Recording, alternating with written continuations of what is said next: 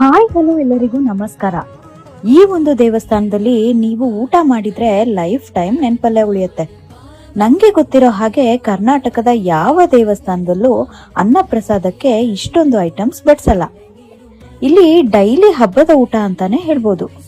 ಉಪ್ಪು, ಉಪ್ಪಿನಕಾಯಿ, ಕೋಸಂಬರಿ, 2 ತರ ಪಲ್ಯ, 2 ತರ ಗೊಜ್ಜು, ಪಚ್ಚಡಿ, ಅನ್ನ, ಸಾರು, ಹುಳಿ, ಜೊತೆಗೆ ಹಪ್ಪಳ, ಹಾಗೆ 2 ತರ ಪಾಯಸ, ಮೊಸರನ್ನ, ಕುಡಿಯೋಕೆ ಮಜ್ಜಿಗೆ. ಇಷ್ಟೆಲ್ಲ ತಿಂದ್ಮೇಲೆ ಮನಸ್ಸು ಸಂತೃಪ್ತಿ ಆಗೋದು ಖಂಡಿತ. ಈ ದೇವಸ್ಥಾನ ಯಾವುದು ಅಂದ್ರೆ ದೇವಿಯನ್ನ ಲಿಂಗ ರೂಪದಲ್ಲಿ ಪೂಜಿಸೋ ಏಕೈಕ ಸ್ಥಳ ಕಮಲಶಿಲೆಯ ಶ್ರೀ ಬ್ರಾಹ್ಮಿ ದುರ್ಗಾ ಪರಮೇಶ್ವರಿ ದೇವಸ್ಥಾನ. ಇದು ಕುಂದಾಪುರದಿಂದ ಕೇವಲ 35 ಕಿಲೋಮೀಟರ್ ಇದೆ.